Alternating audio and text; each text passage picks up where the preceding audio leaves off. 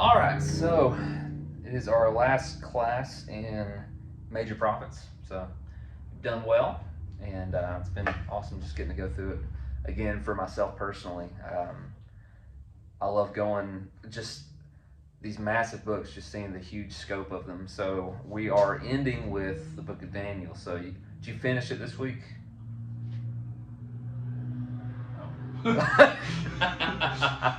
Well, maybe we do have another week left. No, I'm just kidding. Today has been the first day off I've had in 3 weeks. Okay, gotcha.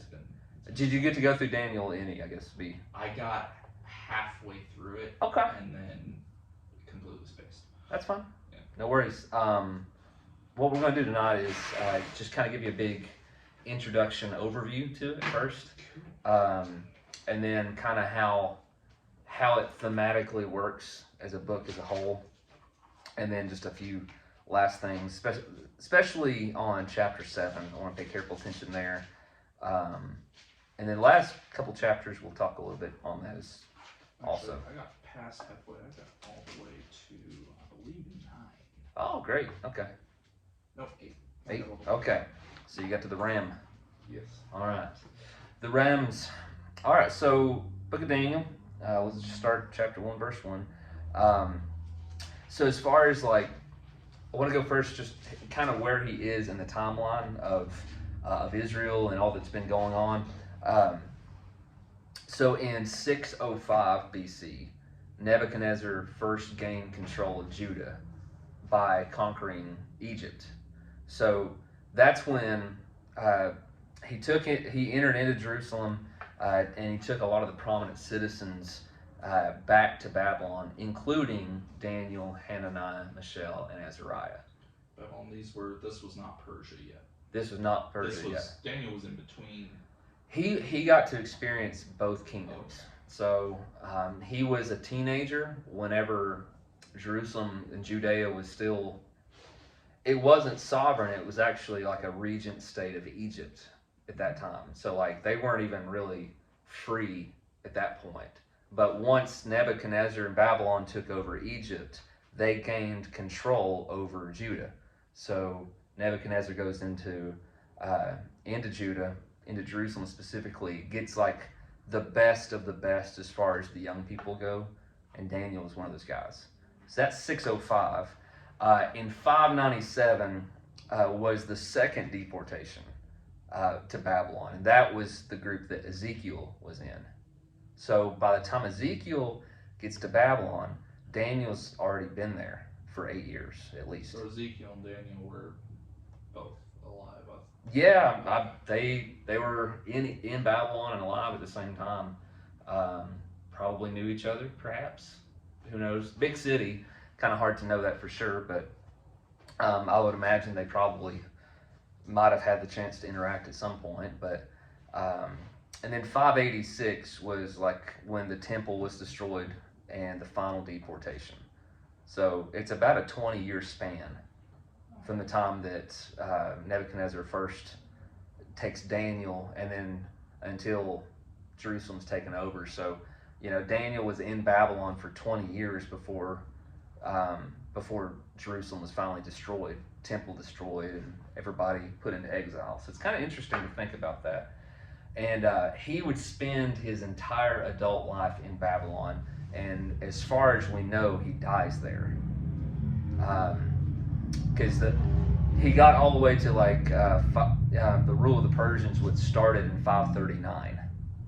So if you kind of do the math there, that's 67 years he spent in Babylon. So by the time Persia takes over, He would have been in the 70s, 80s. At least, he would have probably been close to 80 by the time Persia comes in. By the Persian Empire taking over once you get to chapter 6, Darius the Mede and all that happening. By that time, Daniel was probably 80 years old, which is very interesting whenever you get to those chapters.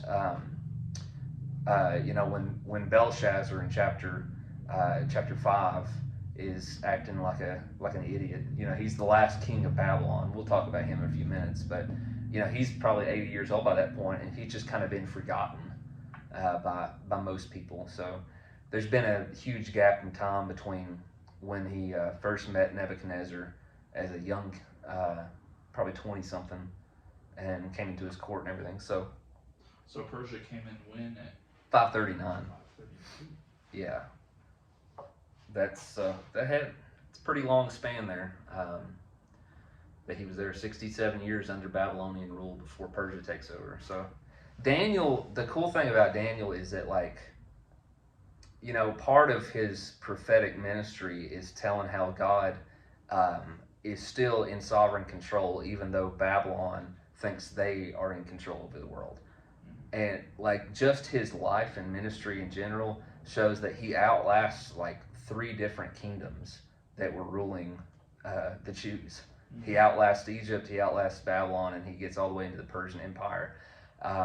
But like, some of the things he talks about, he's like, yeah, Persians are going to die, and then these Greeks are going to come in, and then even speaks of the Romans. You know, so like, God gives him this prophetic vision that all these kingdoms are eventually going to fall, but the kingdom really belongs to the Lord, which is something he continues to reiterate throughout the book. So that's kind of the big scope, and how just his life in general shows us that. So pretty cool. Something else to pay attention to, chapter 1 and then chapters 8 through 12 are all written in Hebrew. So who would understand Hebrew? The Hebrews, right? But interestingly, like, if you'll pick up in chapter 2, starting around verse 4, it's written in Aramaic. So from chapter 2 to chapter 7, it's written in Aramaic, which was the common language at the time that even the Babylonians would have been speaking. So everybody spoke this. And it's very interesting when you see it that way, because like, if it's written, you know, English is kind of, you know, the common language of most parts of the Western world, at least, you know. But if, let's say we were French for a second, you know, and we're in a big audience that's full of French people and American people. If the first part, the guy just spoke French, what would that indicate? That he is French. And probably that he just wants the French people to know this. Yeah. Because the Americans can't understand it. But if he starts speaking English, then the French and the Americans could understand it. So it's for everybody, right? Make sense? So if Daniel is written in Hebrew in chapters 1 and then chapters 8 through 12, that probably indicates that this was mainly for the Jews to know. This was written what's written in chapter 1 and then chapters 8 through 12 is for the Jews to know. But what's written in chapters 2 through 7, it's in the common language. Who do you think it's for? Everybody, because it's written in the common language. So that's really neat, because chapters 2 through 6 are really it's the center point of the book. It's probably, you know, if you've grown up in church at all, at some point you've read one of those stories in chapters 2 through 6. You know, Daniel in the lion's den, the 3 Hebrew boys in the furnace, you know, all of and Daniel's interpretation of dreams and all those things. Like, those 4 or 5 chapters right there is what everybody has heard at some point. But chapter 7 I love chapter 7 because it shows what all of history and all the nations are really for, and it comes down to this Son of Man figure that's going to enter in, which we know as Christ. So that's kind of the history behind it there and how it's written. Now the theme, like the outline of the theme, it kind of repeats itself. So chapter 1 is going to introduce who Daniel is and things like that. We'll get to that in a second. But there are 3 main ideas in chapters 2 through 7 that are repeated. And it looks like this. So this is in your book if you read the introduction. And here's kind of the thematic, like that thematic outline, if you will. So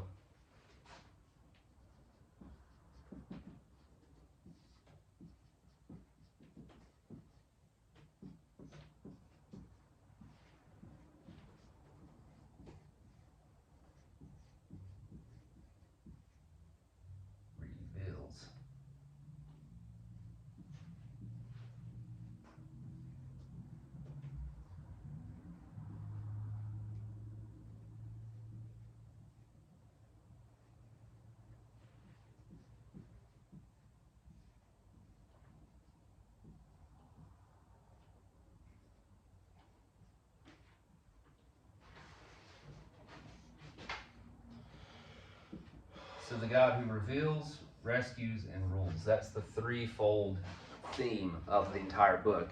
And it's specifically shown in chapters 2 through 7. So in chapter 2, it speaks about the God who reveals. This comes because, if you'll remember, Nebuchadnezzar is having these weird dreams about this big golden image, right? And God reveals to him what it's about. Like, he reveals to him through Daniel what that's about, right? But then when you get to chapter 5, the grandson of Nebuchadnezzar, Belshazzar, it's his grandson actually, and he sees the writing on the wall. You remember that? Mm-hmm. And who is it that reveals what that's about? Well, God reveals through Daniel what that's about.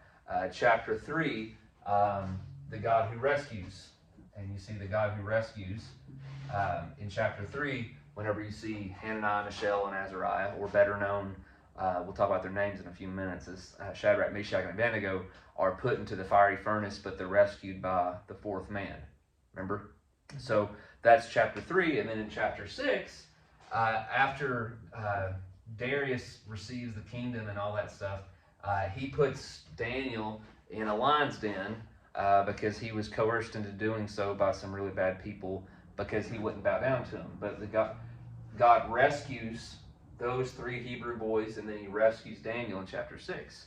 And then finally, the God who rules. And you see that in chapter 4, when Nebuchadnezzar is full of pride and arrogance. You remember? And he said, oh, look at this great big kingdom that I've established and made, Babylon. And God humbles him, makes him like an animal for 7 periods of time, which could be up to 7 years, or it could be 7 months. We don't know for certain how long it was, but it was quite a while. So 7 periods of time he acted like a wild animal, so that he would know that the kingdom and the dominion and the power belongs to the Lord alone. And then in chapter 7 you see this as well, because there it talks very prophetically, apocalyptically about this this little horn that's boasting great big things, who would eventually would be pointing ultimately to the Antichrist in a sense, but it points bigger than that and greater than that to the Lord Jesus. So he's the God who rules. And in every one of these you see like these 3 themes. You don't only see it here, you see it through the entire book, because like even in the beginning, chapter 1, you see God showing all 3 of those things. He's doing all 3 of those things. And in chapters 8 through 12, he's revealing how he's going to rescue his people and how he rules over all things. So those are the 3 main themes of the book. Question. Yeah. During the whole bowing down and worshiping the king in the fiery furnace, where was Daniel? That's a great question. I don't know. It doesn't say. Yeah. I feel like I've already asked you that.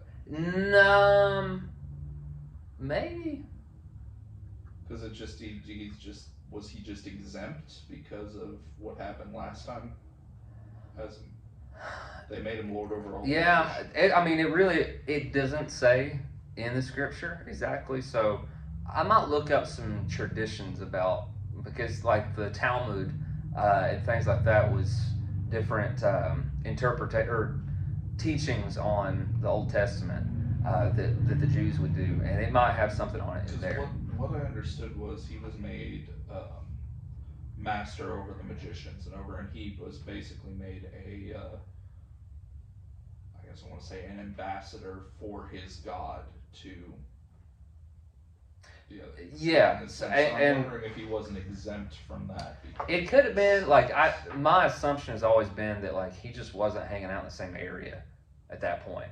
Like, and Daniel might have been praying for them. You know, the story is not really focused in on him at that point. It's focused in on them. But they just noticed that these 3 aren't bowing. And so it's obviously in this open court somewhere that everybody notices it and realizes like these guys aren't bowing. But Daniel wasn't there. He must have been off doing something else. I don't know. But yeah, that's something the scripture doesn't specifically tell us, but we would have, it's not like he just wasn't around anymore, Yeah, you know. But I think it might help if we think in terms of like New York City for a second. You know, at any given point in New York City, there's millions of people and hundreds of different situations going on. Or maybe Washington, D.C. Maybe that would be, I think this would be more appropriate of an example. So in Washington, D.C., you ever been there? School trip or anything like that? No? Okay. Well, you've got like the Capitol building, you've got the White House, you've got the Pentagon, and then you've got the FBI building, and none of those are right all together. So something could be happening in the Pentagon while it's not happening, and it's happening there, but it's not happening obviously in the White House. They're miles apart. So somebody, let's say that somebody disrespected the president in the White House. Well, if you're working in the Pentagon, then you're not really in that fight at that moment. Yeah. Especially if you don't have Twitter, cell phone, all those different things like Daniel and them didn't. So if Daniel's working in the palace or with the magicians and these three guys are somewhere else, then it would have been well after the fact that he would have heard of what happened, you know? So that is probably for us, it's just a difference of like we assume we live in an age of information. We always know what's going on, but in that time, in that big of a city, it would have been very easy for these guys who know each other very well not to know what was going on with each other for a couple days or maybe a couple weeks at a time. So that'd be about the best answer I could give as to why we don't see him, because they just had different jobs. So I'm gonna need a Coke. So hold on just a second, or water or something. My mouth is like dry.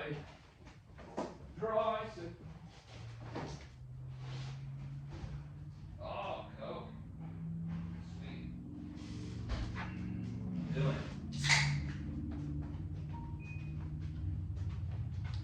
Yeah. Oh, that feels good. Woo! All right. Dude, how did they know? I don't know. I put in my 2-week notification all of a sudden. We're hiring. Like what? Brilliant. Okay, so we'll look first at chapter 1 then. We'll just kind of dive in there. The first thing to think through is, let's just read verse 1 following. It says, in the 3rd year of the reign of Jehoiakim, king of Judah, Nebuchadnezzar came to Jerusalem and besieged it. And the Lord gave Jehoiakim, king of Judah, into his hand with some of the vessels of the house of his God. And he brought them to the land of Shinar, to the house of his God, and placed the vessels in the treasury of his God. Now, there's something very specific you need to notice at the first of verse 2 that may strike us as like, it should make us question. What's it say, the first part of verse 2? And the Lord gave Jehoiakim, king of Judah, into his hand. So, this is the city of God, right? This is his place. This is his people. But he gave them into the hand of this foreign adversary. Now, either God is weak and unable to defend, or he is sovereign and has purposefully let them go. And we know that it's the second one. Like he gave, so we need to notice very up front that like it was God's purpose to let this happen. The purpose of God in letting this happen, though, is not yet known in the book, but it will be shown in the book. So his sovereignty is assumed from the start. So the answer as to why will be given throughout the remainder of the book as far as why he let them be taken over. So God's purpose will be revealed, but Nebuchadnezzar's purpose wasn't God's purpose. Nebuchadnezzar's purpose was like, I want to take over. I want to own everything. I want to be in charge. I rule the world. That's his goal. That's his ambition. And it's the way he does this is something we call assimilation into the culture of Babylon. So what he does here in verse 3 is it says the king commanded Ashpenaz, his chief eunuch, pay attention to that, to bring some of the people of Israel, both of the royal family and the nobility, youths without blemish, of good appearance, and skillful in all wisdom, endowed with knowledge, understanding, learning, and competent to stand in the king's palace. And what they'll do with them, this is what we call assimilation into a culture. So he is trying to get the best, the most noble, the most beautiful of Jerusalem to become Babylonians. He's trying to erase Jerusalem and Judea and their Jewish heritage from their mind. And he does this by three things. The first thing is he indoctrinates them. If you want a group of individuals or a culture to forget their culture, the first thing you need to do is indoctrinate them with your own standards and your own culture and your own ideas and your own desires. And that's why it says the first thing they did with these really smart, beautiful youths was to teach them the literature and the language of the Chaldeans. So the literature would be their stories, right? Forget about Abraham and Moses and burning bushes. I want you to hear about what's happened in Babylon, right? Get to know our stories, know our language, and know our literature. So they indoctrinate. Now this is going to sound really familiar in a second because just think about, I'm not trying to get political or anything like that here. I'm just telling you what's going on in the American culture is that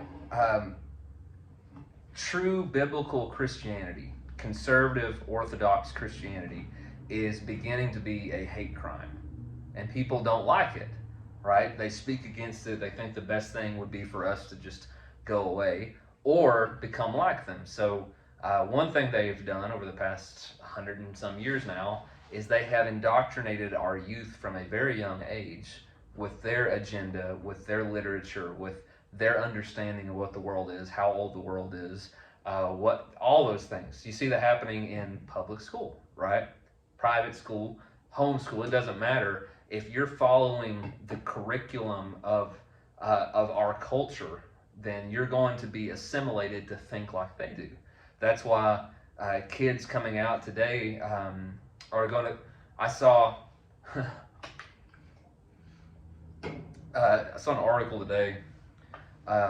It's in the Johnson City Press, I think, about this is a story that's gaining nationwide attention at this point, of a young man who just went to prom with his boyfriend, and he dressed in, like, he didn't dress as a cross-dresser. He was just a boy wearing a red dress, like a very provocative red dress, and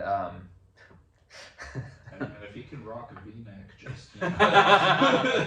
Well, what happened was, like, they were taking pictures at the courthouse, him and his boyfriend were, and somebody came up and started videoing and saying, like, that's wrong, man, what are you doing? It's, you know, because you're cross-dressing and in the middle of the Bible Belt. yeah. So, you know, what do you expect? They're just gonna, like, oh, how nice, those two young men that love each other, you know. Well, like, the story is catching a lot of steam because they're talking about trying to change the norms of dress code and appearance and assumptions of how young men and young women should dress.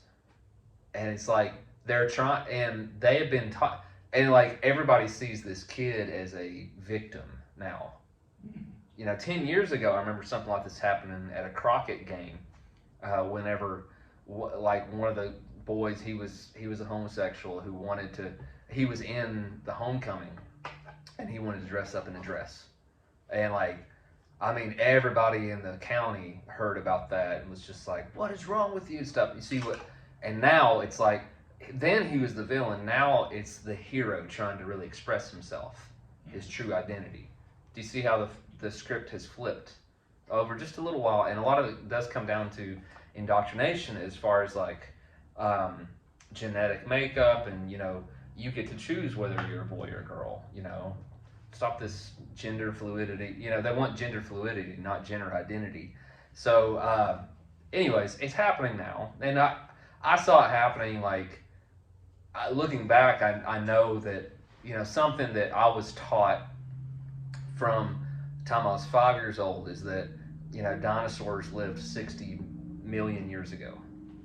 And as a 5-year-old, you're like, oh, wow, that's a long time, and that's cool, you know, they've been alive for a long time, and we hear about this big thing that took them out, and they got extinct, and all this different stuff, and never really thought through, like, Well, does that line up with what the Bible's how old the Bible says the earth is?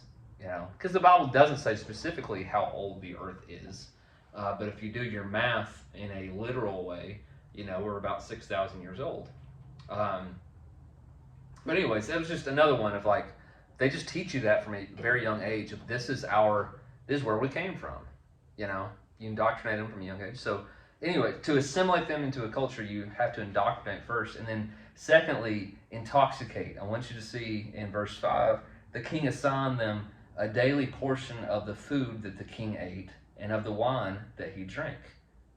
So they indoctrinate them and then they intoxicate them, show them all the thrills of the world, all the thrills of Babylon and how good it is. You know, feed them tons of chocolate and lobster and filet mignon and all these wonderful things, thinking like that's the good life.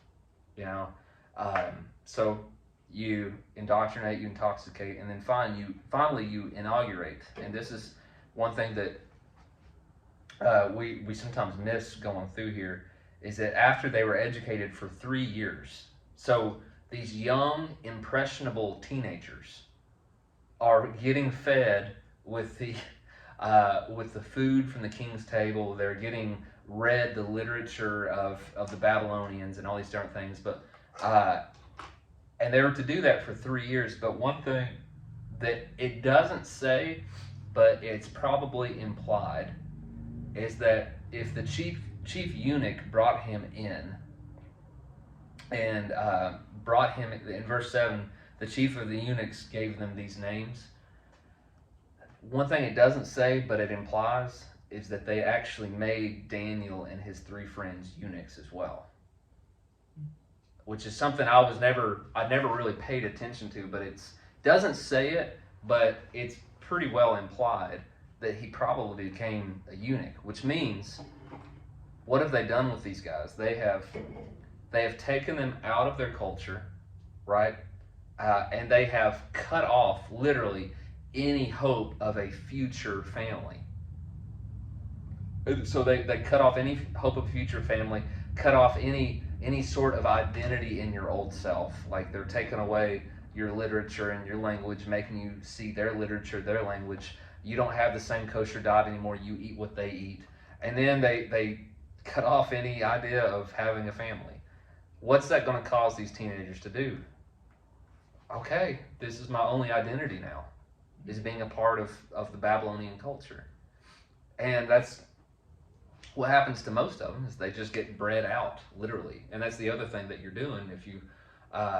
If you take all these noble, beautiful young men in appearance and you make them eunuchs in your palace, then what do you do with all the ladies, all the young ladies who are also beautiful in appearance and noble and all those things? Who gets to marry them? The Babylonians. So what do you start doing? You start breeding them out. Bring them in and breed them out is what you're doing essentially. Makes me think of, did you ever watch Braveheart? You remember that, like, one of the main issues that it relates in the movie was how, the night an Irish, or sorry, Scottish lady got married. She had to spend the first night with an English soldier. Do you remember that part? Why were they doing that? To breed them out. Like, that was his whole intention, was to breed them out so they wouldn't have to worry about these Scots anymore. Never confuse Scottish and Irish ever again. Listen, my island. Ireland? Yes, it's mine. I haven't seen that forever. So anyways, they indoctrinate, intoxicate, and then inaugurate, because what they do is they change their names. Like, the eunuch gives them new names, which gives them a new identity. And I just want you to hear the name meanings, because sometimes, you've got a biblical name, Isaac, right? Laughter, ha ha ha, that's what your name means. Yeah. Cody, I was named after Wild Bill Cody. Buffalo Bill, that's who I was named after. William Cody Green, that's who I was named after. So I don't have a biblical name, and I don't even remember what Cody means, but names usually do have big meanings, especially in the Old Testament and New Testament as well, but especially in the Old Testament, names have meanings. There's a lot of weight behind them. So here's what Daniel and his three friends, what their names mean. Daniel means God is my judge. Hananiah means Yahweh has acted graciously. Mishael means who is what God is. Who is what God is.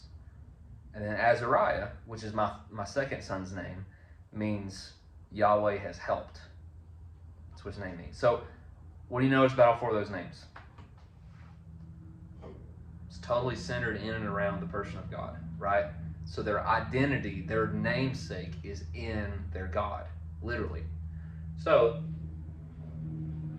what do you think the Babylonians would do to try to help them forget that? Give them a new name. And who do you think they would name them after? Their gods. So Daniel, his name becomes Belteshazzar, which means Bel protected the prince. Bel was one of their gods. Abednego means servant of Nabu, another one of the Babylonian gods. Meshach and Shadrach are unknown, but probably have to do with the Babylonian deities as well. Like, it's kind of lost. There's different guys you might read say that means this or that, but we don't know for sure what it means. But chances are, based on the other two, that it was changed into helping them know that you belong to these gods now. So I find it interesting that Daniel, whenever you're reading through this next time, I want you to notice like how many times Daniel's actually called Belteshazzar. It's not very often. Like he kind of keeps his Hebrew name for a while. Hananiah, Mishael, and Azariah, they're called that up front. They still call him, even though, verse 7 says they changed their names. Verse 11 says, Daniel said to the steward and the chief of the eunuchs that had assigned over Daniel, Hananiah, Mishael, and Azariah to test your servants. He keeps telling the Hebrew name. Even though their names have been changed, he keeps telling the Hebrew name. Now, whenever we read the story about Hananiah, Mishael, and Azariah here in a few chapters, everybody always references them as the Babylonian names. And I try to make it a point to always say what their Hebrew name is instead. So I don't say Shadrach, Meshach, and Abednego. I say Hananiah, Mishael, and Azariah to help me remember their name meanings. Azariah, Yahweh has helped. Think about that here. The God who rescues. God has helped him.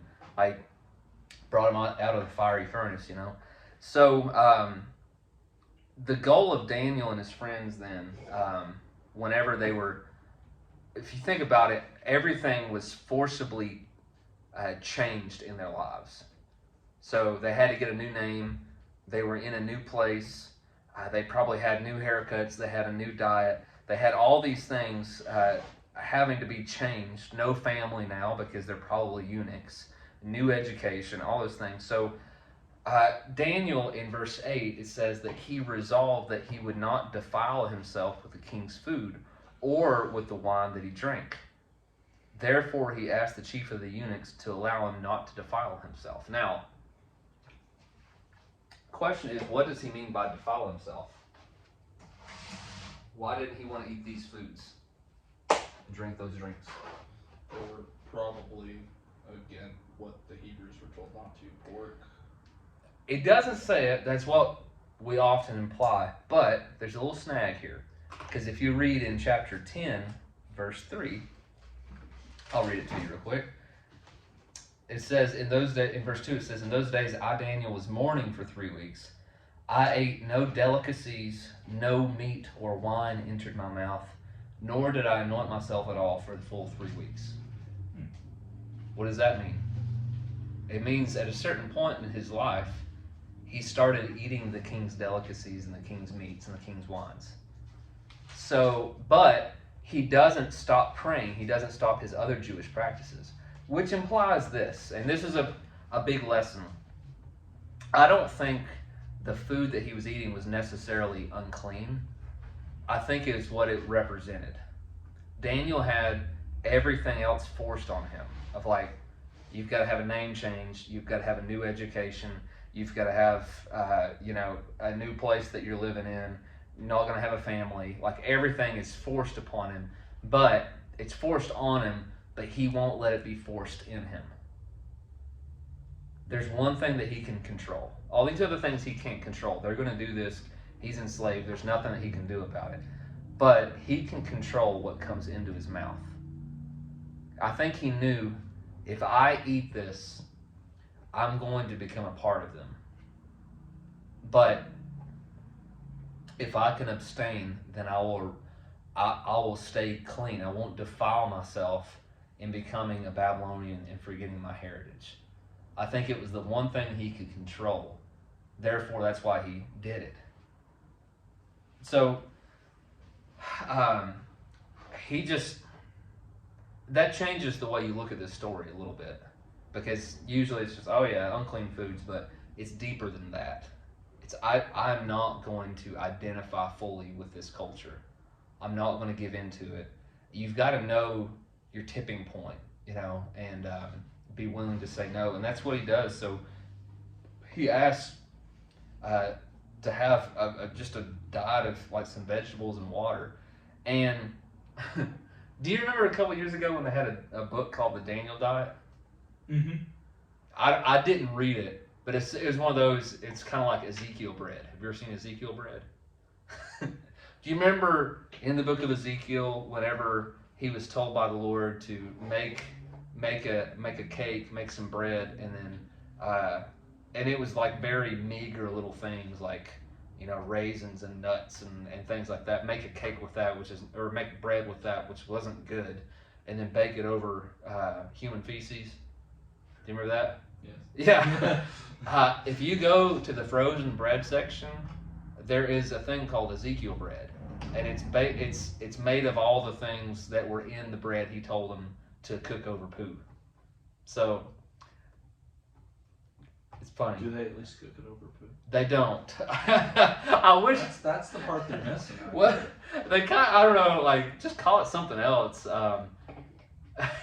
It's like lentils and all these different things that it was made out of, but I don't think God's intention was to tell them how to make good bread. I think it was peasant bread is what it was. But in the same way, Daniel's diet here is not a diet fad, because in fact he gains weight. Like, he eats vegetables and water, and it says in verse 15, at the end of 10 days, it was seen that they were better in appearance and fatter in flesh than all the youths who ate the king's food. Now, in this time, like, fatness was a good thing, right? Like, it means you're wealthy and all that different stuff. But so these young teenagers are eating these king's delicacies, which just full of rich, fatty foods. Yet Daniel and his three friends gain weight and get fatter by eating vegetables and water. It's a miracle. Like, this is a miracle that God does for them. He literally rescues them from the hand of the eunuch here, in the hand of the king in that sense.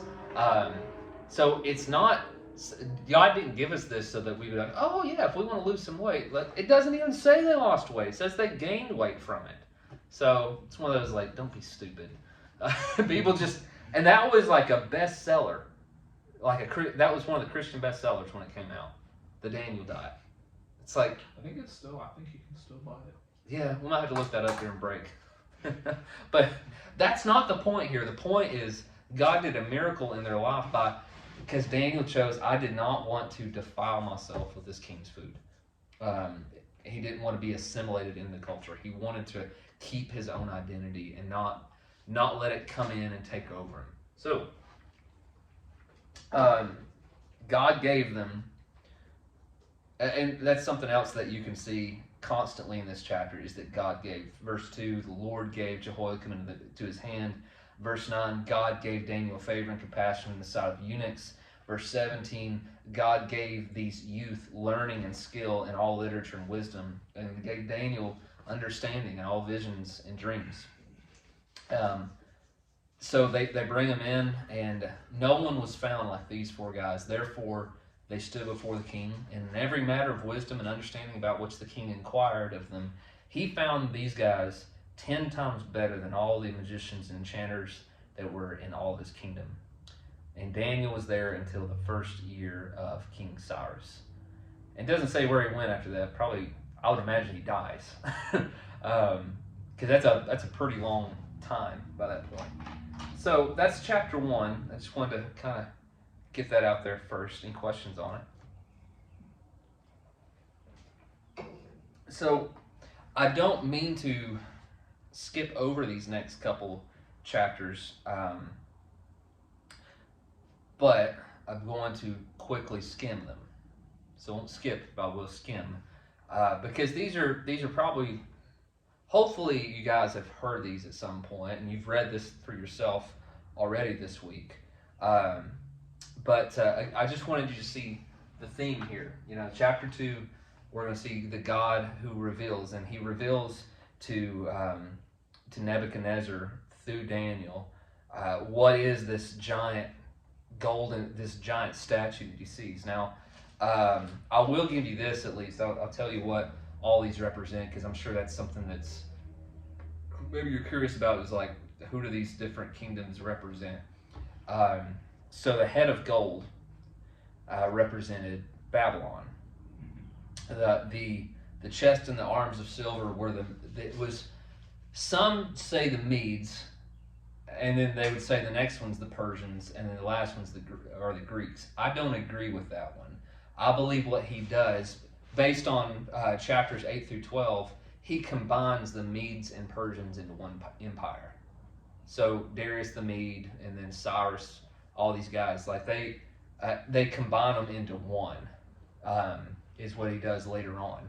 So the chest of arms and silver then would be the Medo-Persian Empire, like combining the two. And then the middle and thighs of bronze would be Greece. And then the last one would be the Romans. The Romans, exactly. And I do say, because they get those four kingdoms get represented in other places, and it has to be them in other places in Daniel. So you think he knew about the coming of Christ? Well, I mean, it was in their traditions. But chapter 7, he definitely sees it. Like, he knows Messiah is coming in chapter 7. But like he doesn't, his revelation, besides Daniel 7, the rest of it really doesn't talk too much about the coming Christ, but a coming crisis that's going to happen, which is really important once we get to chapters 8 through 12. I'll lay my cards on the table and about all this, because a lot of people look at all these chapters as futuristic for us, but it was actually futuristic for them. It was written to the Jews of that time, and something would happen a couple hundred years later, around 169, 165 BC, and that would be the coming of Antiochus from the Ptolemaic Empire, and he would come in, and this was after Greece gets split into four. Like, he's one of the offshoots of that, and he would come into Rome he would come into Jerusalem, and would end up sacrificing a pig on their altar to Zeus. Yes. In Jerusalem. And I mean, he killed thousands and thousands and thousands and thousands of Jews, decimated the temple, all those different things. It was like, we kind of miss that in history sometimes, because that was one of the most traumatic incidents for the Jewish people in their existence. I mean, this is on par with like the Exodus and things like that. It's that high on their list. And that's when the Maccabean revolt would come in after that, and they would be miraculously rescued and all those things. But all Daniel 8 through 12, basically all of that is talking about what's coming down with Antiochus. All of it. Now, you'll read other guys that I love and appreciate, and we're brothers in Christ, that say, no, this is futuristic, this is something coming, and like, tell that to the Jew it was written to. Why would Why would it need to be at that point in Mhm. time? But it would also make sense because I mean now all of the other prophets seem to be up to par with understanding the coming of Christ. So why wouldn't Daniel? Yeah, yeah. No, they all did, but like none of them. All the prophets were pointing to Christ, but they didn't really point to anything beyond him besides the new heavens and new earth. Like, so they didn't know there was going to be a church age. A lot of them kind of missed and didn't pay attention to God's intention of bringing in the Gentiles as much. You know, they were thinking the expectation of the Jews by the time Jesus comes was that the Messiah was going to come and was going to take down Rome and reestablish Israel as like the main power in the world, like military strength. Well, it's considered the beginning of the end, which by all accounts it technically is. We just forget Yeah. how long things normally are. Yes, yeah, yeah, and that's a lot of things that we could talk about in in an eschatology class or something. But for sake of this class, I'll just say it's very hard to. It'd be very hard for the Jews living in 165, right around there with Antiochus, not to read this and say like, "Oh wow, that's us." Like I don't think they read it and think, "Oh, I bet that's going to happen later on." I bet that's going to be like what Yeah, 3,000 years. it was written for this people in that time, so that's important to pay attention to when you're reading through this, or else you can come up with some crazy half-cocked theories about the end times. In a lot of ways, I mean, you take a look at Jeremiah, you take a look at every nation that ends up falling follows a pattern. Mm-hmm. And that pattern can very easily translate into today, but that doesn't mean it was meant for today. Yes, yeah. I was listening to a guy the other day talking on Revelation. He said, remember that this was written to a specific people in a specific time.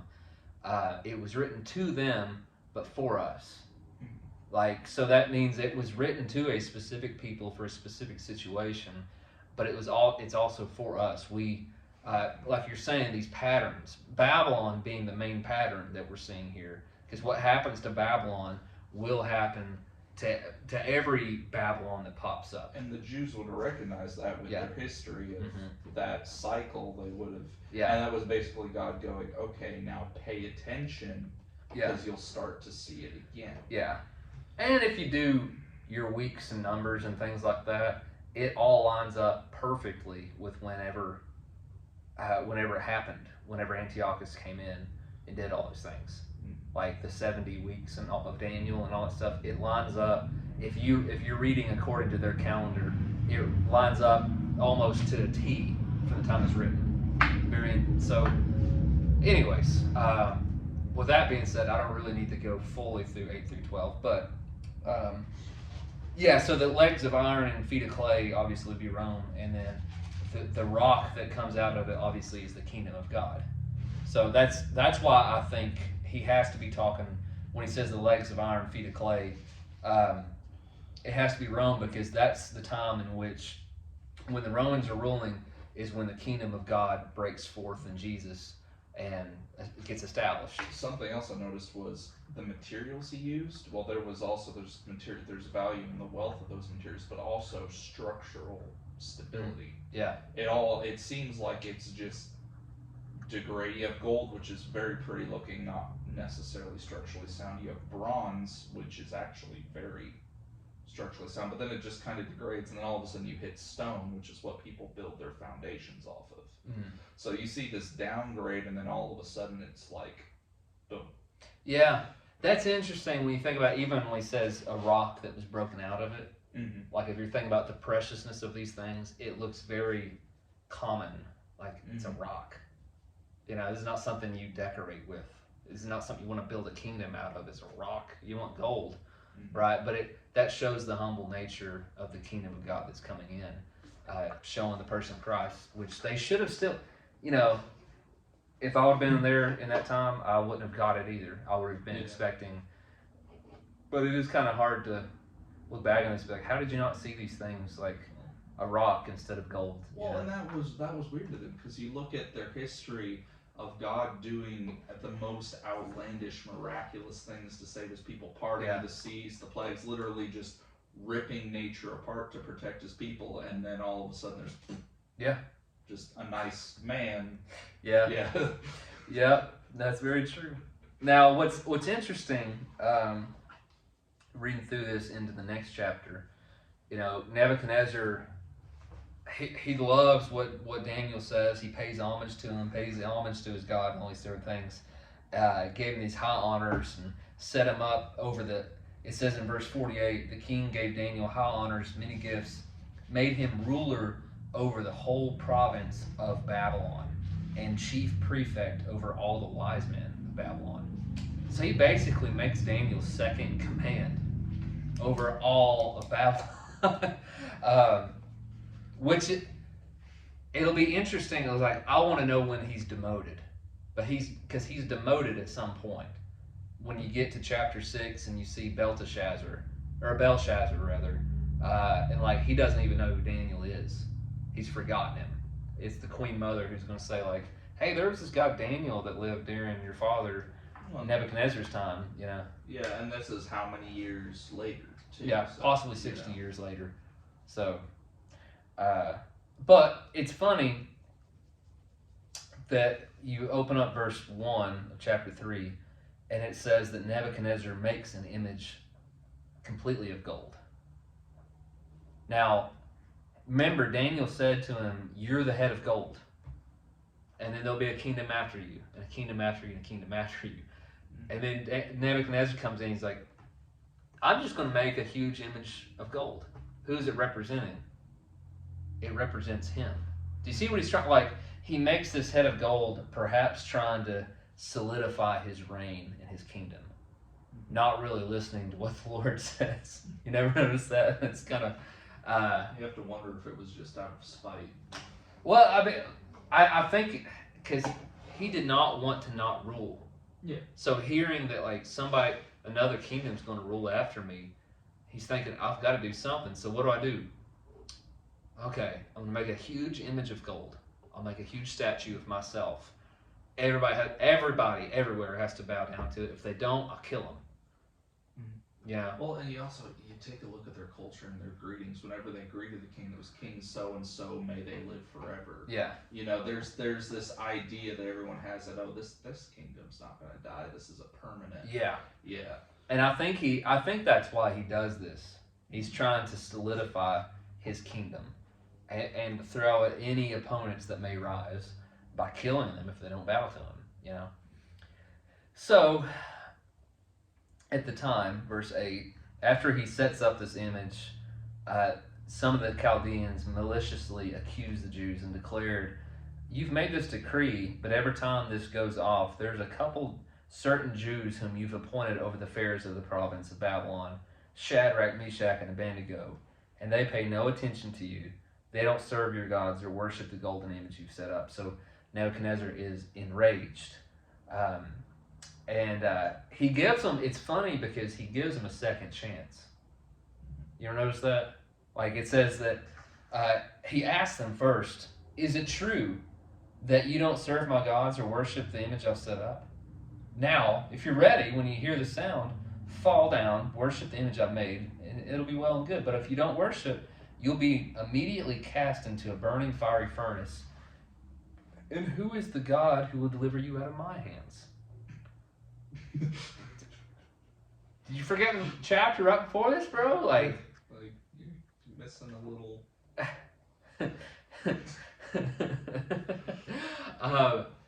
Do you see what pride does?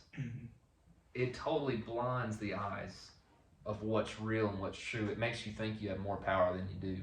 And I think he is so afraid of losing power, losing allegiance and things like that, that if it was anybody else, why would you even, the decree's been made, why would you even give a second chance? And just be done with it. Just kill him. Why are you even having the conversation? I think it's because deep down, he feels like I'm not all powerful. Somebody's not bowing to me. like, tell me I'm pretty. It's kind of like, I think that's kind of the picture I get. It's like, please just tell me I'm pretty, and and they won't. And the king then gets super angry whenever they say, listen, we serve the God who's able to deliver us, but if he doesn't, we're still not going to serve you. And he's filled with fury at that point, casts them in, and we know the story. He orders the furnace to be heated 7 times the amount, and it's so hot that like the guys that go in to throw them in, they can't even get the door open. I'm sorry, I do blacksmithing. There's just this really cool thing. So the forge I have, the bowl's tiny. The bowl's only like maybe this big. It's not very big at all. Mm-hmm. When it's heated up, there is an outer layer of coal that does glow, but it's more like it's exposed to the oxygen. It's not as hot. All the heat's in the center. Mm. Whenever I'm done with the forge, I stick my coal poker in there and pull it all out and spread it out so it'll cool off and I can use the coal later. But when you do that, this little bowl basically clears out the entire shop that's about half the size of this room worth of heat. There's so much heat in the coal that it stores. So the furnace, them opening it up and their guards being killed off, you could see they probably were instantly just combusted because of the amount of heat that would have been coming off of that coal. That's crazy. And then I sit there and think, what was it? Isaiah, who had his lips touched by a burning coal. No thanks. You can't even hold your head close to one without it singes. Toasting your beard. Yeah. Which shows you that purification hurts. Yeah. There's a sting to it for sure. So we see that the 3 men are thrown into it, bound into the fiery furnace. And then King Nebuchadnezzar is astonished, rose in haste, and says, didn't we cast 3 in there? But I see 4 unbound. So not only are they just walking around, or like not only are they not consumed yet, they're no longer bound, and there's 1 more. This is one of my favorite pictures in Scripture. It says there are 4 of them walking in the midst, and they're not hurt. And the appearance of the 4th is like a son of the gods. Mm-hmm. We know who this is. And he says, come out here, and he lets them out and saw that the fire hadn't had any power over their bodies, and the hair of their heads was not singed, their cloaks not burned, and they didn't even smell like fire. I mean, you're in the middle, literally in the middle of this huge furnace, and you don't even smell like fire. I may have told you this. It's a cool image. But did I ever tell you about my buddy Michael Tadas in Tanzania?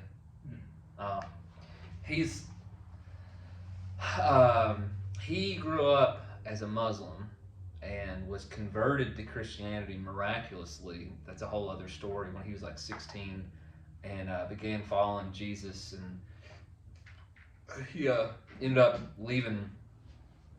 His parents kicked him out when he was 16 because of it, and he went to live in a village where there were Christians. All those Christians recanted because there was a bunch of Muslim stuff. So he was by himself for a while, like just him and Jesus, which is a total other story. Fast forward 20 years to where I know him now. I've been there, and he's stayed with me multiple times, like good friends. But a couple of years ago, probably 2 years ago now, I guess, he called me one day, and I missed it, and I forgot to call him back, and then a few days later I was like, oh, I need to call him back, and I did, and he was in the hospital, and he had called me telling me that's where he was headed and stuff. And what happened, he was in this area where he didn't know anybody in Tanzania is huge. It's like bigger than Texas. It's huge, and but he ministers all over it, like planting churches, things like that. But he was in this one specific area where he didn't know anybody, and his car broke down right in the middle of this town. Like, He didn't know anybody there, nothing. And his car broke down, and he got out, and there was this huge group of thug dudes that comes up to him. He said there's like probably about 50 or 60 of them. And they come up and they start beating the snot out of him, just surround him. They ripped all the tires off of his car, like broke his car all to pieces, stole everything from him, and they started like they were all beating him up and stuff. And then they started getting bricks the size of cinder blocks for us. Mm-hmm. And he said that they were throwing it on him. They're trying to stone him to death with these things, trying to kill him. And they just couldn't. It wouldn't knock him out for some reason. I'll tell you that in a second. And they finally said, like, well, forget this guy. Let's just go burn him. And about the time they said, let's go burn him, they were going to burn him alive, the cops showed up. And it was because, and he asked him later on, like, why did you come? And he said, well, somebody called us and said that Michael's in trouble. He didn't know anybody there. Now, the kicker, though, is that there's 60, 70 dudes surrounding him, throwing cinder blocks on him. You ever been hit with a cinder block? Yeah. I've just moved cinder blocks. It's not fun. Can you imagine guys just throwing them on you? I mean, that would kill you. Mm-hmm. I said, what? He came to the States. Once he got healed up, he came maybe 2 months later after that. And we were sitting at my kitchen table talking about it. He said, I haven't told this to a whole lot of people, but like, because he didn't come out with it. Like he had a bruised eye, a couple scratches, but that was it. Mm-hmm. He didn't have a concussion, no broken ribs, nothing. Like just a few scratches. I said, how in the world did you not get, like, how did you not die? A broken bone at least. Yeah. He said, I just remember, I had my hand like this on the ground. I'm laying on the ground, and I'm just going like this, and I looked up, and every time I saw one coming down at me, it just exploded and turned into dust.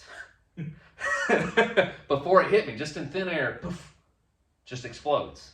And they just couldn't, and it just reminded me of this picture of the fourth man in the fire who's surrounding them, and that's why they're not singed. And Michael wasn't hurt because the Lord was surrounding him. And there's tons of stories like that. I've heard missionaries talking about they've straight up heard fighting outside their house where they were staying in a hostile village. Yeah. Just all kinds of stuff like that. Yeah. It's really crazy, and that's part of why I in some ways detest American Christianity, because there is a massive faith difference. Oh, for sure, man. Yeah, no kidding. Yeah. Yeah. But I don't know, every time I read this, I think of him, just that being surrounded by the presence of God. And he says in 29, he's talking about this decree that no one can come against the God of Shadrach, Meshach, and Abednego. He says, for there is no other God who can rescue in this way, right? Going forward then, Nebuchadnezzar takes some time to finally get it, because this is the second time now he's seen the Lord's power. So Nebuchadnezzar has seen that this God is the one who reveals. Then Nebuchadnezzar sees that he's the one who rescues. And in chapter 4, Nebuchadnezzar is going to see that he's the God who rules, right? So Nebuchadnezzar has this dream that basically he's an animal, and that's what happens. He turns into an animal because he won't humble himself before the Lord, because he's seen these two things already, but he won't submit to the rule of God. He still thinks he's in control. So God humbles him this last time. And I just, I love the last part of it in verse 34 after he gets, go to 33. And he says that immediately the word that Daniel had spoke against him came true. He was driven from among men, ate grass like an ox, body wet with dew of heaven, till his hair grew as long as eagle's feathers, and his nails were like bird's claws. And then at the end of days, I, Nebuchadnezzar, this is his testimony that he wrote, I, Nebuchadnezzar, lifted my eyes to heaven, and my reason returned to me, And I blessed the Most High, and I praised and honored him who lives forever, saying, for his dominion, this is the idea of him ruling, his dominion is an everlasting dominion. His kingdom endures from generation to generation. All the inhabitants of the earth are accounted as nothing. And he does according to his will among the host of heaven, among the inhabitants of the earth. And none can stay his hand or say to him, what have you done? And my reason returned to me, the glory of my kingdom returned to me. Counselors and my Lord sought me, and I established my kingdom, and still more greatness was added to me. Now I, Nebuchadnezzar, praise and extol and honor the King of heaven, for all his works are right, his ways are just, and those who walk in pride he is able to humble. So I love seeing that about Nebuchadnezzar, like where he starts out, and then he sees these three things and comes to what we would recognize as a faith in the Lord. It's amazing. So that's the first section of the God who rules, rescues, reveals. And then it starts the process over, but this time it doesn't go as well for the people it's being revealed to, at least. Because Belshazzar, what I want you to notice about him is in chapter 5, he's also going to see that this is the God who reveals. But he doesn't humble himself as his technically grandfather does. Belshazzar was a co-regent king, which means that he was one of two kings over Babylon. The other king, the main king, was his daddy, Nabonidus, which Nabonidus is the son of Nebuchadnezzar. So Belshazzar is the grandson of Nebuchadnezzar. Make sense? Okay. So he, this is kind of like the last knot of Babylon. Chapter 5 is, it ends after this for them, and it's a really bad end for them as well. Because what I want you to notice about him is that he makes this great big feast for his lords, drinks wine with them. He uses the vessels of gold that it came from the temple in Jerusalem. He's just so full of himself, and then after he does this, he sees this writing on the wall. His color changed, greatly alarmed, greatly perplexed. And in verse 10 it says, the queen, because of the words of the king and his lords, came to the banquet hall, and she declared, O king, live forever. Let not your thoughts alarm you or your color change. There's a man in your kingdom in whom is the spirit of the holy gods. In the days of your father, light and understanding and wisdom, like the wisdom of the gods, were found in him. And King Nebuchadnezzar, your father the king, made him chief of magicians, enchanters, Chaldeans, and astrologers, because an excellent spirit, knowledge, and understanding to interpret dreams, explain riddles, and solve problems were found in this Daniel, whom the king named Belteshazzar. So call him, and he'll show you what's up. Now, what happened? Why is Daniel not known by this guy? Well, look at what happens whenever there's a change of power. They tend to get rid of people and bring in their own people. Exactly. The thing is that you find out later on is that, Daniel doesn't pull any punches with him. You can feel this tension with him, probably because Belshazzar comes out saying, oh, you're that Daniel, one of those exiles. There's still some ethnic tension. He's still putting him in his place of you're an exile. He's trying to build himself up by tearing Daniel down.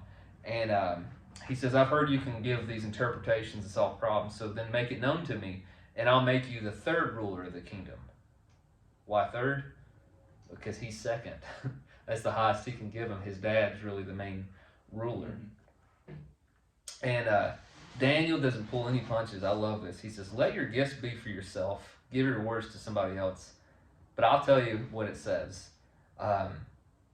He says, the Most High God gave Nebuchadnezzar your father kingship and greatness and glory and majesty. And because of the greatness he gave him, all peoples, languages, and nations trembled and feared before him. Whom he would, he killed. Whom he would, he kept alive. But he would Whom he would, he raised up, and whom he would, he humbled. But when his heart was lifted up and his spirit hardened so that he dealt proudly, he was brought down from his kingly throne, fed grass like an ox, and his body was wet with the dew of heaven, until he knew that the Most High God rules the kingdom of mankind and sets it over whom he will. And you, his son, Belshazzar, have not humbled your heart, though you knew all of this. That's that's why Daniel was so tough on him, because like this may have been 40, 50 years after the fact, but he knew what happened, but he did not humble himself. And he said, you knew all this, yet you've lifted up yourself against the Lord of heaven. You've praised the gods of gold and silver, and which you don't see and don't know and don't hear, but the God in whose hand is your breath and whose are all your ways you have not honored. Then he tells them what this inscription on the wall means. Mene, mene, tekel parsim. God has numbered your days. You've been weighed in the balance, and your kingdom is divided and given to the Medes and Persians. Which is why I said earlier that the arms were the Medes and Persians, not just the Medes. But Belshazzar's like, okay, great. Clothed Daniel with purple, put a chain of gold around his neck, made a proclamation that he would be third ruler in the kingdom. But that very night, Belshazzar the king was killed, and Darius the Mede took over the kingdom. Now, here's the funny picture, ironic picture is that while Belshazzar is inside full of pride, having this big old party, drinking his wine and all that stuff, and thinking that all is well, I rule, at that very moment outside, he's surrounded by the Medes and Persians. He doesn't even know it. He's so preoccupied with his own party, he doesn't even recognize that death is at the door. Which, man, that'll preach if you think about that. But Darius takes over, and then in chapter 6, you see God is going to be the one who rescues again. And this time it's going to be Daniel that's going to be thrown into a pit of lions. And we know this story pretty well too. I'm assuming you do. You've heard this many times. So Daniel became distinguished again with Darius. No faults found in him, and they loved he loved Daniel. Darius did, but all the other guys didn't. They wanted him out. They're jealous of the Jew, right? So whenever they make this declaration that like this, hey, you should make anybody who doesn't worship you and all that stuff, like let them be thrown in. Like don't let them pray to anybody besides you, your gods. And if they do, throw them into the den of lions. Because they knew Daniel couldn't do anything wrong, so they knew the only way they could get rid of him is by accusing him of doing what was right. And what Daniel knew was good, which was prayer. And Daniel knew what had happened in verse 10. And I want you to pay attention to how he does this. So he knew the document had been signed, went to his house where he had open windows in his chamber toward Jerusalem, got down on his hands and knees 3 times a day and prayed and gave thanks to God as he had done previously. Couple things there. It's open toward Jerusalem, which remember, like what he's remembering here is, first of all, he's remembering that he's in exile. If his window is open toward Jerusalem, that's where he's praying towards. He's been doing this every day since he got there. 60 years, 70 years at this point, perhaps. He'd done this every day, that he would remember, I don't belong to Babylon. I don't belong here. I'm in exile. But then he remembers also that I'm an ambassador. I've been sent here by God. He recognizes that he's been sent into Babylon for such a time as this to speak the truth, that all the nations would know that he is God. So he remembers he's an ambassador, but that he's remembering also that he's the Lord's. He's not afraid of giving up his life for praying. And just on our end of things, like if you think about he had done this previously. You know, if you're not faithful in peacetime, you're not going to be faithful in the panic either. You know, so he had done this previously, and he just does what he's always been doing. And of course, we know what happens. He gets caught, gets thrown in, and there's a lot of tension here in verses 16 and following, because you don't see Daniel saying anything after this. All you really see in this chapter really is Daniel. The only thing you see Daniel doing is praying. You never actually see him say a word until the end there. He doesn't ask. He doesn't ask to get any help from the king. Notice that? Mm-hmm. Like, the king's the one talking and the people that are plotting against him, but Daniel doesn't say a word. Verse 16, the king declares to Daniel, "May your God whom you serve continually deliver you." Daniel doesn't say a word. You don't see him say a word until at break of day, King rose, went to the place, and he says, "Oh, Daniel, has your God been able to rescue you?" And then Daniel, this is the first time you see Daniel speaking in the chapter. "O king, live forever. My God sent his angel and shut the lion's mouth, and they've not harmed me because I was found blameless before him." Which is something interesting to think about. Like, I wanted you to see that he didn't say a word through all of this. Didn't try to defend himself. Didn't try to get himself out of the situation. He just prayed, right? Some of the holiest men in Scripture, the most righteous men in Scripture, are the ones that you see not speaking a whole lot. Noah, for instance. Noah, it says that he was found blameless and righteous before the Lord. Do you know that there's like 3 or 4 chapters there in Genesis talking about everything God told Noah to do. God told Noah to do this, and Noah did it. God said, do this. He did it. You don't see him speak a word until after the flood. He never says anything. He doesn't say, okay. He doesn't say, I'll do it. He doesn't say, why Acacia would. He doesn't say anything. He just does what the Lord tells him. That's it. I've always found that very interesting, that he doesn't say a word until after the flood. It's very interesting. Daniel doesn't say anything until after he's delivered. Jesus, it says whenever he was being tried, did not say a word. Didn't defend himself. Didn't try to get out of it. He did talk to Pontius Pilate, but whenever accusations were made at him by the Jews, he just stood, you know? So, interesting lesson for us in that. But King Darius, so you've seen 2 kings now. The king of Babylon and now the king of the Medo-Persian Empire, King Darius, is going to make a decree about the Lord. And he says at the end of chapter 6, "He's the living God, enduring forever. The kingdom will never be destroyed. His kingdom shall have no end. He delivers, he rescues, works signs in heaven and on earth. And he has saved this Daniel from the power of the lions." So it's interesting, like he not only survives 2 kingdoms, but both of these kingdoms come to, like, the kings come to a saving faith, I believe, in the Lord, in that sense. Very interesting how all that happens. So we see then that he's the God who rescues, and then chapter 7, finally, is we see the God who rules. I'm not going to read the whole thing. I'm going to give you kind of the way this is sectioned out. Verses 1 through 8 gives this picture of a chaotic sea. Now, in Scripture, whenever you see the seas, they are a picture of chaos, and they're a picture of the nations also. So it shows you these tumultuous kingdoms, and it looks really terrifying.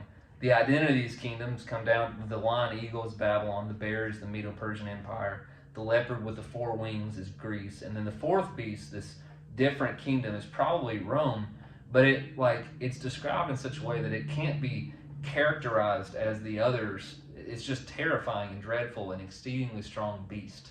It doesn't say what it was like. The other kingdoms say it was like a lion, or it was like a bear, or like a leopard.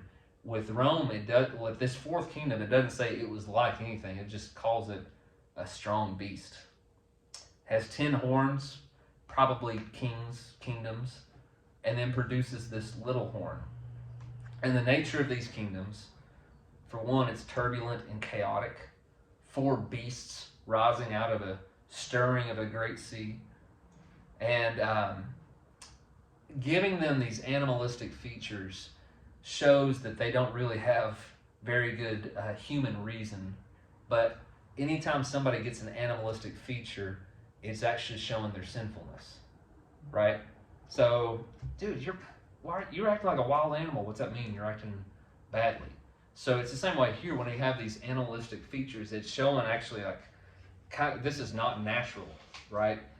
This is not good. So the nature of these kingdoms, for one, again, it's showing that it's chaotic and it's terrifying to those who are conquered. The massive empires of their history are seen as beastly and terrifying, especially to those who are under their reign. But notice also that they are temporary and brief, each one coming to an end. And it's quite humbling, to see the entirety of the remaining human history summed up in just a few verses, you know. But then the other nature of all these kingdoms is that they are all timed by the perfect will of God. All the kingdoms of God are held in check by the Most High, who rules the kingdom of men and gives it to whom he wills, as we see in verse 25. And so going on from that, there's 2 thrones you see. He sees this in verse 9. He sees thrones placed, which implies 2. So there's 2 thrones that's placed here. And the Ancient of Days took his seat. This is a picture of God the Father. So thrones are placed, and there's one in there. His clothing white as snow, hair like pure wool, fiery flames, all these And then it says in verse 11, I looked because of the sound of the great words that the horn was speaking, and as I looked, the beast was killed, its body destroyed, given over to be burned with fire. And for the rest of the beasts, their dominion was taken away, but lives prolonged for a season of time, which shows it was temporary. But then I saw in the night visions, remember there's 2 thrones at least here. And the Ancient of Days is sitting in his. And it says, behold, with the clouds of heaven there came one like a son of man. And he came to the Ancient of Days and was presented before him. Now, it says he came with the clouds of heaven. In the Old Testament, clouds was a picture of theophany, of God appearing. So it's one that looks like a son of man, but he's shrouded in godness. Who does that sound like? Jesus, right? The question is, who is this? It's Jesus. Where did he come from? And I've always kind of seen this really cool picture of as he's coming up to the Lord, to the Father here. Kind of the picture you get is at the beginning of the book of Acts. You see that Jesus is standing there with his disciples, and then all of a sudden, once he's done talking to them, it says that he went up into the clouds to the heavens. He ascends. And the question is where does he go? I believe Daniel 7 answers that. This is looking forward in history to what Jesus was going to accomplish. So he comes, is presented before the Ancient of Days, and it says to him was given dominion, glory, and a kingdom that all peoples, nations, languages should serve him. For his dominion is an everlasting dominion and a kingdom that shall not be destroyed. So it's pretty cool. When you see where, the question is he came with the clouds of heaven. Where was he coming from? Well, I believe he came from earth, in that sense. So this is futuristic, looking to when Jesus would ascend to the throne after his humiliation, execution, and then ultimate rising from the dead and ascending into heaven. Because that's all of this. What all of this is showing is that the old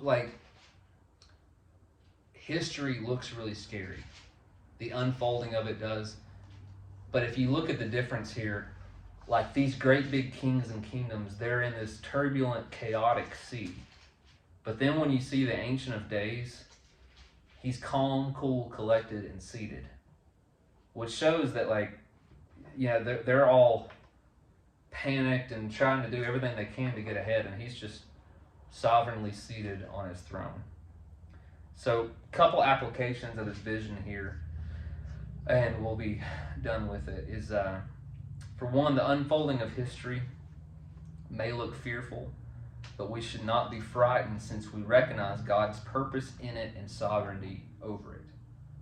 Secondly, whenever you look through this chapter and you see the beast making war on the saints and conquering them, it's not the end for them. So earthly death is the second point. Earthly death is not defeat for God's people.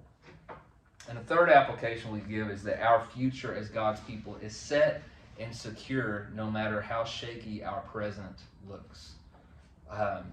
All very important things for us to remember, especially in the turbulent and chaotic times in which we live today, right? So, any questions thus far? No, not necessarily. Okay. I didn't.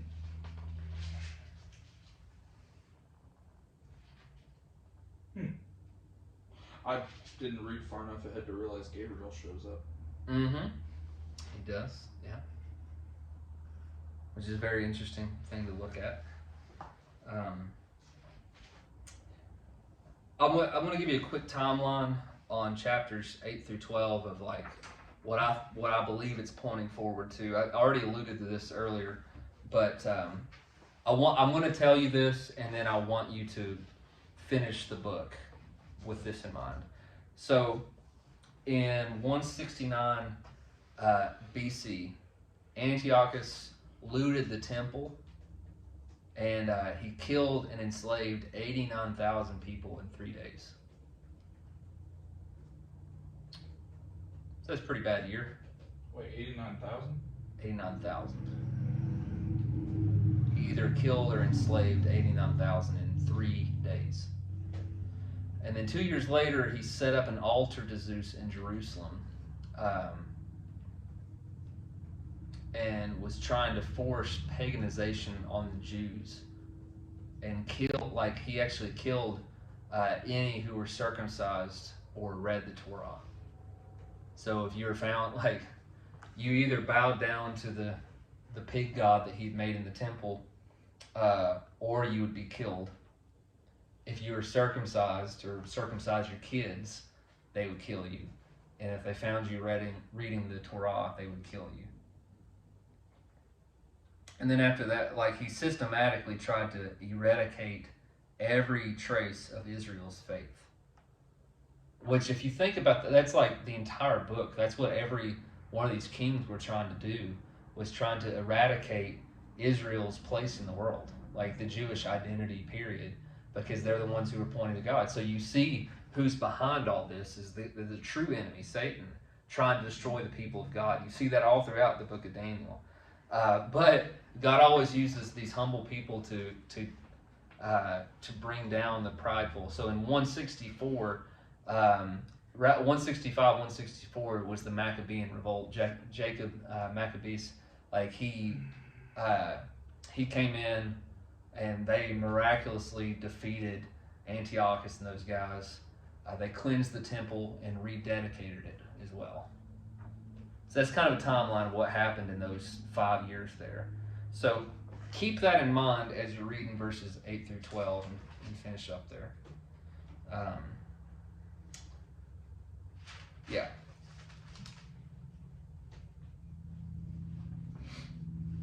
And I would, for those specifically, I'd encourage you to read through the commentary on the book that you have with it as well, because it'll be helpful to kind of see that. So, all right, so I'm going to end there. I'm going to send you your final this week, so it's going to be 10 questions worth 10 points each, and every one of them are discussion questions.